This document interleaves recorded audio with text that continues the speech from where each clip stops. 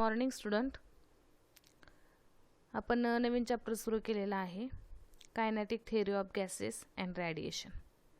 Previous लेक्चरमध्ये आपण coefficient of absorption, coefficient of reflection and coefficient of transmission means A, R and T ह्या तीन definition बघितल्या होत्या. ट्रान्सफर ऑफ मोड, तीन मोड आहेत, कंडक्शन, कन्व्हेक्शन अँड रेडिएशन. त्यानंतर आपण परफेक्टली ब्लॅक बॉडी म्हणजे काय, त्याच्यासाठी कोएफिशियंट ऑफ ॲब्सॉर्प्शन याची व्हॅल्यू 1 असते हे बघितलं.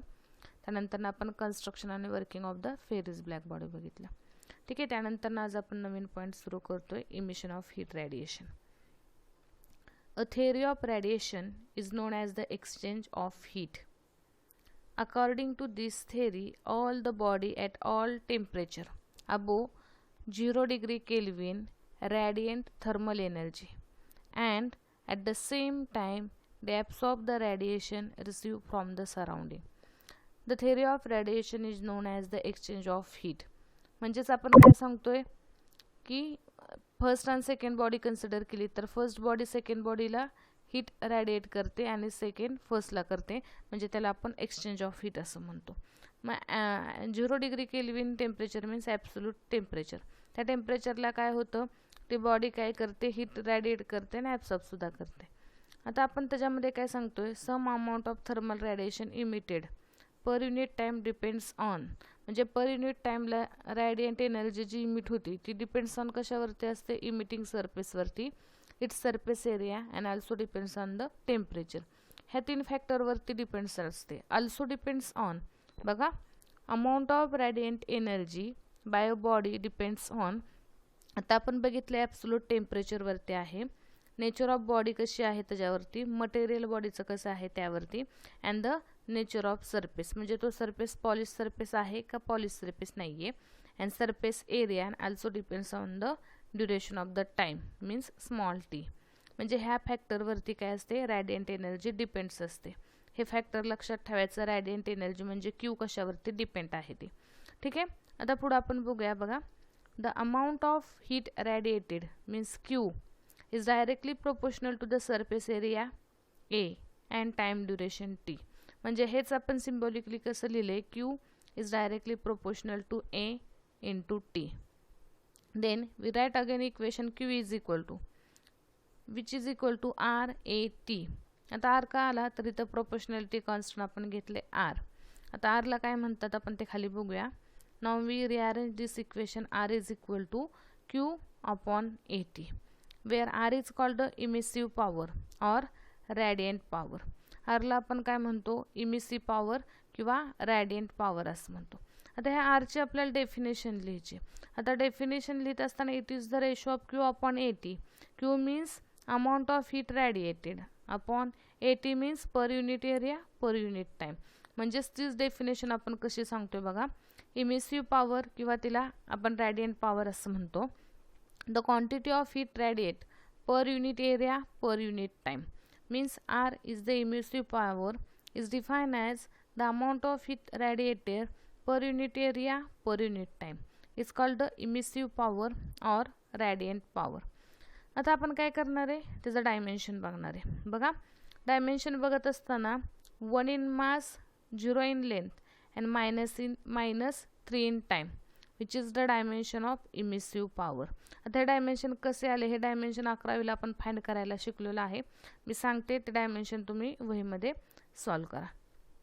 R is equal to Q upon A T हा फॉर्म्युला आहे. ह्या फॉर्म्युल्यामध्ये Q means energy, heat means energy, इथं एनर्जीची डायमेन्शन पुटअप करा, अपॉन एरिया, एरियाची dimension L⁻² and time means T⁻1. आता ह्या डायमेन्शन तिन्हीच्या इक्वेट करा आणि आरची डायमेन्शन फाईंड केली तर ती डायमेन्शन आपण इथं दिलेलं आहे, 1 in मास, 0 in लेंथ आणि -3 in टाईम. हे डायमेन्शन कशाचे आहे, इमिसिव्ह पॉवर मीन्स आरचे आहे. आता त्याचं युनिट लिहायचे. आता युनिट काय दिले बघा, joule per metre square per second. आता हे कसं आलं बघा, एनर्जी कशामध्ये मेजर करतो, जूल, पर मीन्स अपॉन आहेत हे, म्हणजेच जूल पर एरिया मीटर स्क्वेअरमध्ये मोजतो, टाईम सेकंडमध्ये, म्हणून जूल पर मीटर स्क्वेअर पर टाईम म्हणजेच पर सेकंड असं आपण मेजर करतो. आता जूल पर सेकंड त्याला आपण म्हणतो वॅट, म्हणून युनिट अनदर युनिट काय आलं, watt per metre square. joule per second is nothing but the watt. At a given temperature, perfectly black body has a maximum emissive power.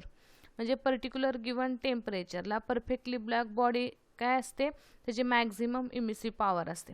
मग maximum emissive power किती असते तर 1 एवढे असते. मग आता ही डेफिनेशन लक्षात ठेवा. हा formula R is equal to Q upon T, where आज R is called the emissive power किंवा रॅडियंट पॉवर असं म्हणतात. आपण त्याचं डेफिनेशन बघितली, SI युनिट बघितलं आणि डायमेन्शन बघितलं. कदाचित MCQला हे डायमेन्शन किंवा SI युनिट विचारलं जाऊ शकतं, हे लक्षात ठेवा. आणि जूल पर सेकंड म्हणजे वॅट हे सुद्धा लक्षात ठेवा. आता पुन्हा आपण पुढचे डेफिनेशन बघणार आहे. कोइफिशियंट ऑफ इमिशन किंवा त्याला इमिसिव्हिटी असं आपण म्हणतो. ते दाखवतो आपण स्मॉल लेटर ई ने दाखवतो. आता इथं फॉर्म्युला आहे बघा, E is equal to R upon RB. आता हे काय, R म्हणजे इमिसिव्ह पॉवर आहे आणि RB is the emissive power of the perfectly black body. ह्या दोघांचा रेशो म्हणजेच काय म्हणतो आपण, कोइफिशियंट ऑफ इमिशन म्हणतो. आता आपल्याला त्याची डेफिनेशन सांगायची बघा. The coefficient of emission or emissivity of a given surface is the ratio of the emissive power R to the emissive power of perfectly black body at a given temperature. म्हणजे same temperature. बघा आता perfectly black body जर आपण बघितले तर त्याची emissive पॉवरची value किती असते, 1 असते. Perfectly black body means the body which absorb the all radiant energy incident on it, which is called the perfectly black body.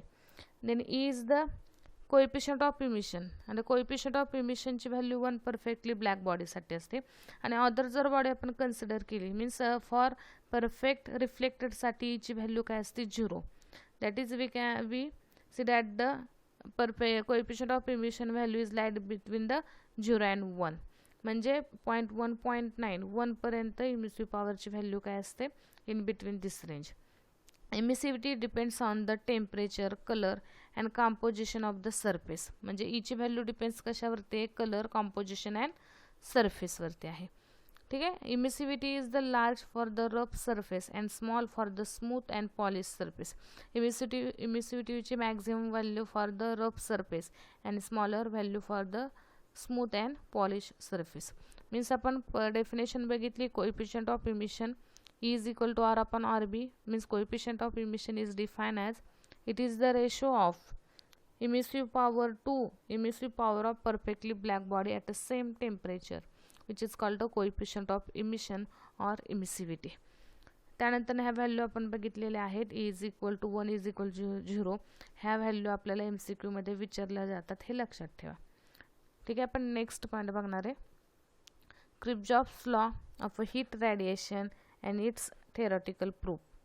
Kirchhoff's law for current electricity means current electricity मध्ये हा law बघितला होता, Kirchhoff's law.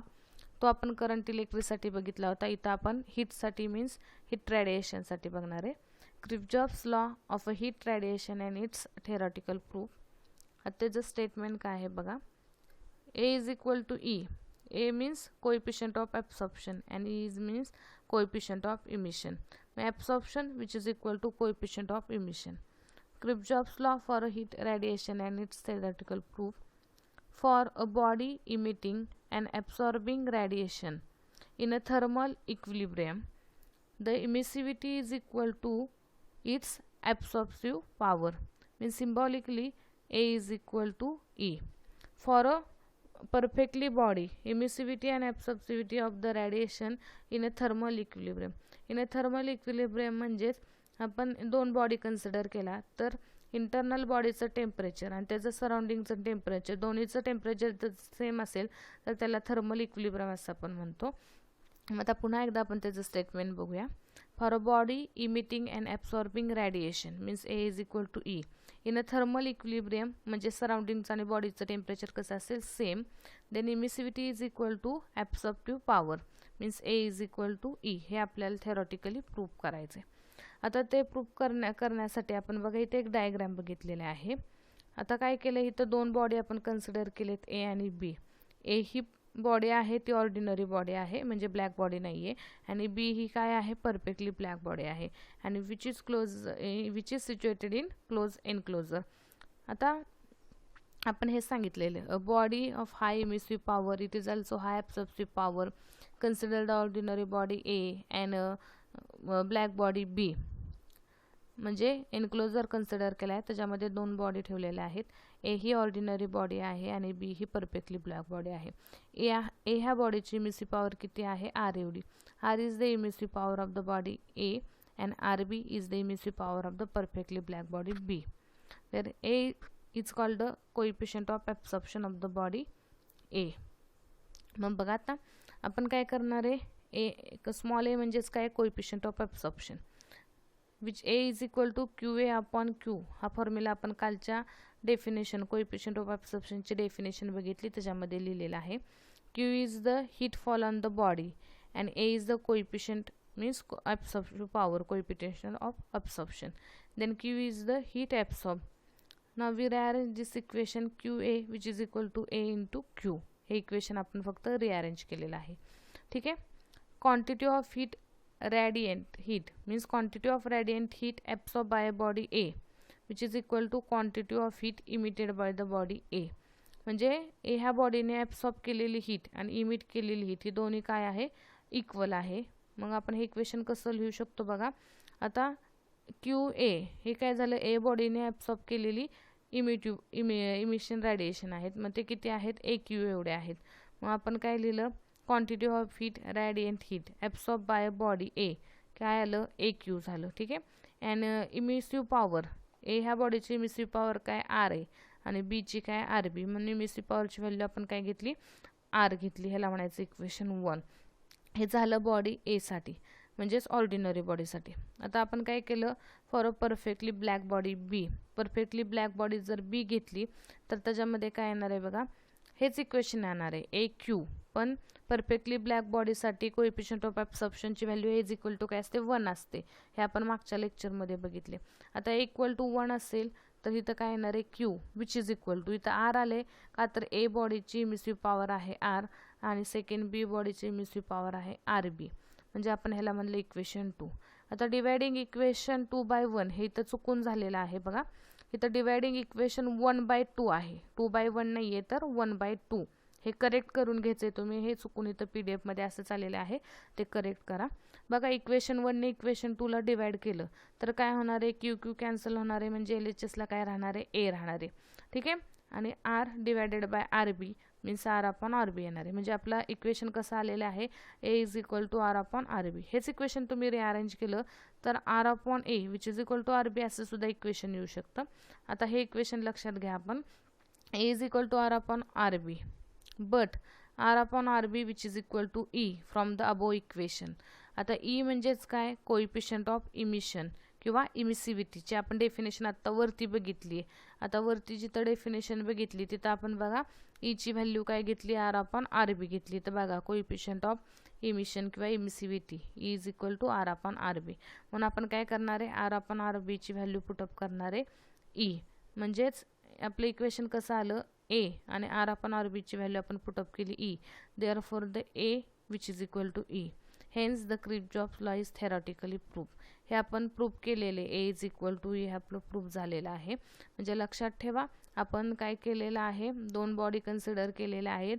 एक body आहे ही ordinary body ए आहे आणि बी ही perfectly black body आहे.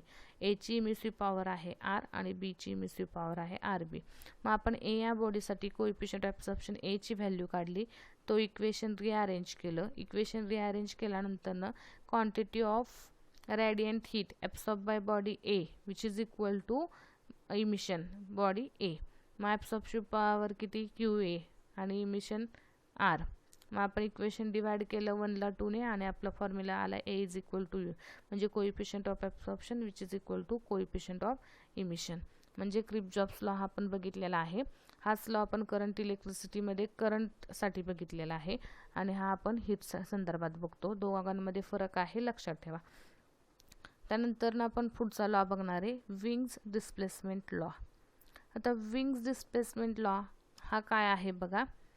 The wavelength for which emissive power of a black body is maximum means lambda max is the wavelength of the emissive power means wavelength for which the emissive power of the black body is maximum is inversely proportional to the absolute temperature of the black body. This is the Wing's displacement law. Wing म्हणजे lambda max is inversely proportional to the absolute temperature. Lambda max which is means maximum wavelength which is equal to इथं proportionality constant b घेतला and which is inversely proportional to t. मग आता हे equation rearrange केलं तर equation कसं येणार आहे lambda max T which is equal to B where B is called the Wien's constant. बीला काय म्हणतो आपण विंग्स कॉन्स्टंट म्हणतो and it's value is 2.897 into 10⁻³ meter Kelvin. This law is useful to determine the temperature of distant star, sun, moon, etc. ह्यासाठी आपण ह्या लॉचा काय करतो यूज करतो. बघा काय आहे तर wavelength for which the emissive power of the black body is maximum. म्हणजेच इमिसिव्ह पॉवर ब्लॅक बॉडीची इमिसिव्ह पॉवर मॅक्झिमम असते त्याच्या करस्पॉन्डिंग आपण वेवलेंथ म्हणतो which is universally proportional to the absolute temperature. इथे एक कॉन्स्टंट आला आहे त्याला विंग्स कॉन्स्टंट म्हणतात. त्याची व्हॅल्यू ही आपल्याला एक्झाम्पलमध्ये लागणार आहे. ही व्हॅल्यू लक्षात ठेवा. ठीक आहे. त्यानंतर this law is useful to determine the temperature of distant star sun moon etcetera. आता विंग डिस्प्लेसमेंट लॉ आणि टिफन्स लॉ हे आपल्या पुस्तकामध्ये शेवटचा पॉईंट आहे. त्याच्या आधी आपला एक पॉईंट राहिलेला आहे ग्राफचा म्हणजे spectral distribution of the curve. म्हणजे तो जो पॉईंट आहे तो आपण पुढच्या लेक्चरला बघणार आहे. त्याआधी आपण हे दोन लॉ आधी बघतोय. ठीक आहे. पुढचा पॉईंट आहे Stefan's Boltzmann law of radiation. Stephens is the name of the scientist and Boltzmann is also name of the scientist. According to this law, the rate of emission of a radiant energy per unit area or the power radiated per unit area of a black body is directly proportional to the fourth power of the absolute temperature. म्हणजे R ला आपण काय म्हणतो rate of emission is directly proportional to fourth power of absolute temperature which is the Stephens-Boltzmann law. आता Stephens-Boltzmann law काय आहे R is directly proportional to fourth power of temperature. Then we write this equation again R which is equal to here we use the sigma is the proportionality constant and t raised to 4 where sigma is called the Stephens constant and its value is 5.67 into 10⁻⁸ joule per metre square per second per kelvin. म्हणजे ही सिग्माची value आहे एवढी जी आहे ती Stephen constant सिग्माची value आहे.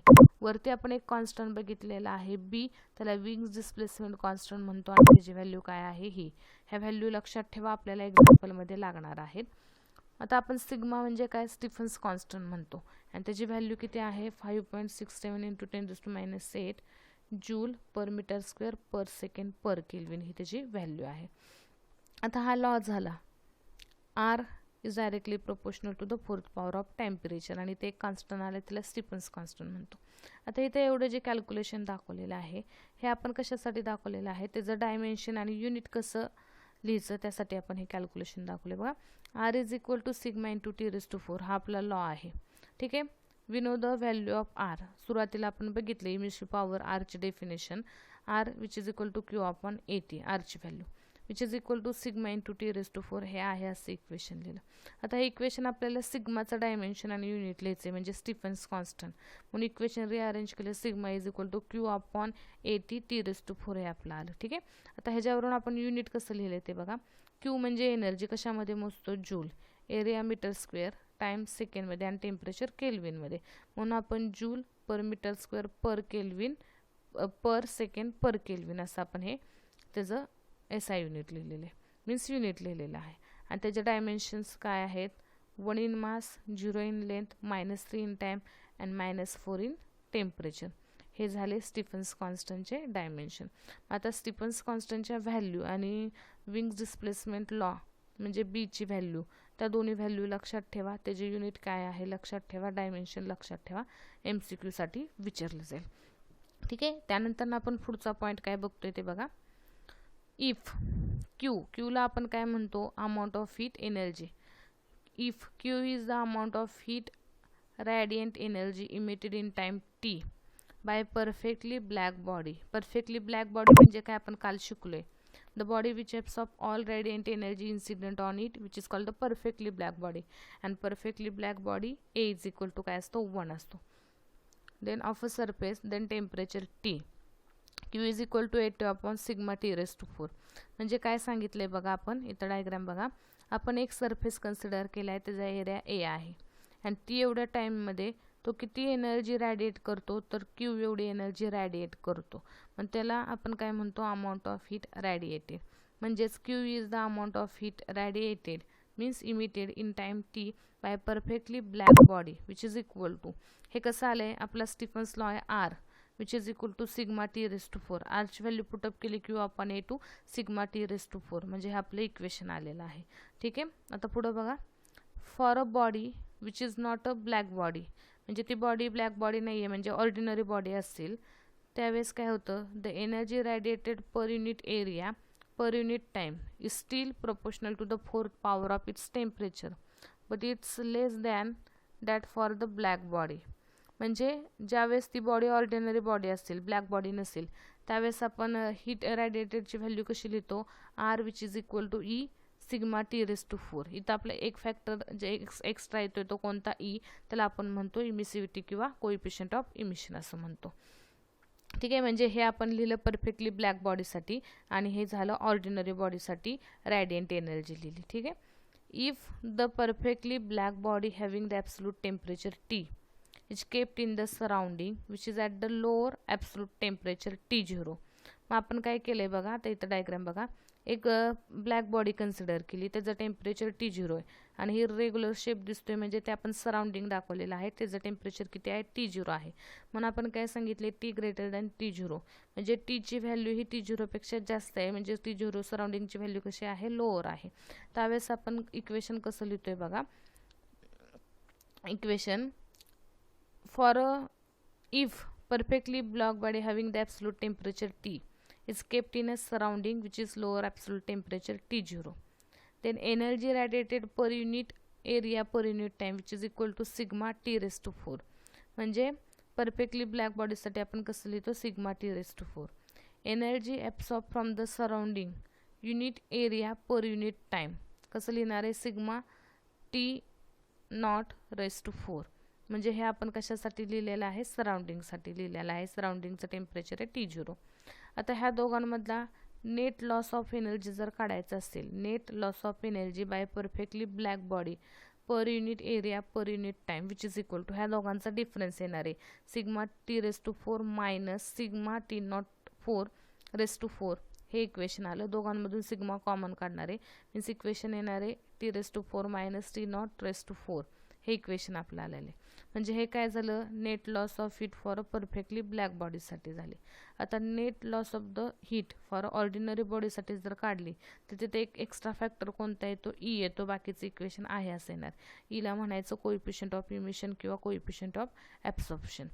आता पुढं काय लिहिणार आहे, ऑन द अदर हँड, म्हणजे पहिली केस बघितली बॉडीचं टेम्परेचर जास्त असेल सराउंडिंगपेक्षा. आता पुढची केस काय बघतोय, बॉडीचं टेम्परेचर सराउंडिंगपेक्षा कमी असेल तर.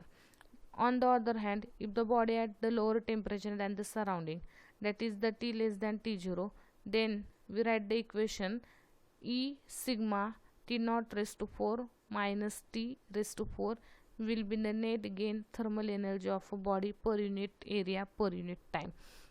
म्हणजे आपण काय सांगितलं, ह्या बॉडीचं टेम्परेचर कमी आहे आणि सराउंडिंगचे जास्त आहे, त्यावेळेस काय करणार आहे, हे सराउंडिंग ह्या बॉडीला टेम्परेचर देणार आहे.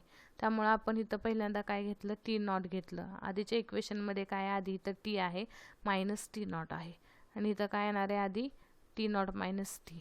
म्हणजे ह्या ज्यावेळेस पहिल्या केसमध्ये टी ग्रेटर दॅन T0 असेल त्यावेळेस ब्लॅक बॉडी काय करणार आहे, रॅडिएशन इमिट करणार आहे आणि इथं काय होणार आहे, सराउंडिंग रॅडिएशन इमिट करणार आहे परफेक्टली ह्या ब्लॅक बॉडीला.